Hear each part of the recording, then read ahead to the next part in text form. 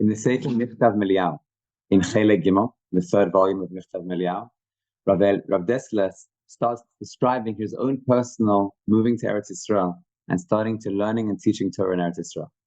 And he writes there, it's in Chelek Gimel, page 194. And he writes there that he experienced that when he came to Israel, something that he wouldn't have expected to happen. He'd always learned Musa. He'd learned Musa in Kelm. He'd learned Musa in England. So, but when he started learning Musa in Eretz Yisrael, he writes that the arousing of his heart, the connection to the Musa that he felt, and the effect that Torah had on him, he felt affected him in a deeper way than he'd ever experienced before. And he says that not only the Musa, but even the regular learning of his learning of Torah, he felt a special Siyata Dishmaya. And he was trying to understand it. Where did it come from? And he said, okay, I know the sources. I know what Chazal say in the Sifri, where they say, Ein Torah Katarat Eretz Yisrael.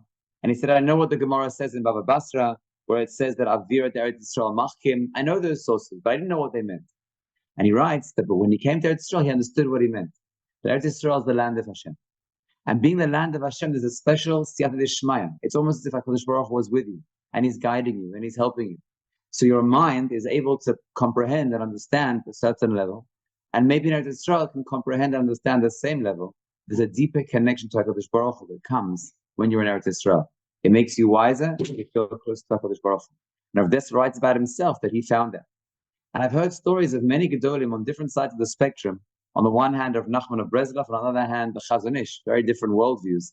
Both of them write that the Torah that they wrote in Eretz Yisrael reached a deeper level of depth to the point where they regarded their Torah of Eretz Yisrael to be their real Torah, and the Torah they'd previously learned and taught to be secondary Torah, based on the Torah they'd learned after they'd made their way to Eretz Yisrael. That's what Rav Dessler tells the story in Chelek Gimel. And that connects a lot to something that the Panim Yafos in the Baal Haflah writes in this week's Parsha. In this week's Parsha, right at the beginning of the Parsha, when it's describing Moshe Rabbeinu teaching Torah, it says, Be'ever Yarden, he came to the other side of the Jordan River, Be'eretz Moav, Ho'il Moshe, Be'eret Torah Hazot Lemo. And the Panim Yafos asks, like, why was this so important?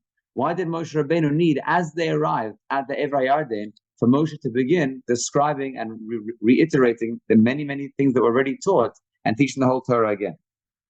So he brings the medrash that says that Arvot Moav, in this place where Moshe Rabbeinu begins his speech, teaching the Torah to Am Yisrael, it was actually considered like Eretz Yisrael, because when HaKadosh Baruch Hu promised to Avram Avinu, it was going to give him the land of 10 nations. One of those lands included Arvot Moav. So it already had Kedushas Eretz Yisrael. Now it's true they still had to conquer, and they had to go into that and conquer, but as far as the Haftacha was concerned, as far as the promise was concerned, they'd already arrived in Eretz Yisrael.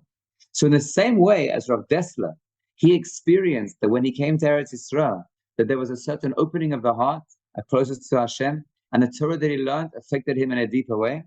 The Panim Yafos, who was obviously preceding the Rav Dessler, but writing the same idea, he says that that's what happened to Moshe Rabbeinu as well. Moshe Rabbeinu arrived in Arvot Moav. The Torah actually finished last week as far as HaKadosh Baruch Hu was concerned. Sefer Devarim is Moshe Rabbeinu's Torah. But now entering Eretz Yisrael, it's almost as if there was a new opportunity of giving of Torah that hadn't had the opportunity before. The land of Eretz Yisrael causes a person to become wise and gives a person deeper insights in Torah that had never existed.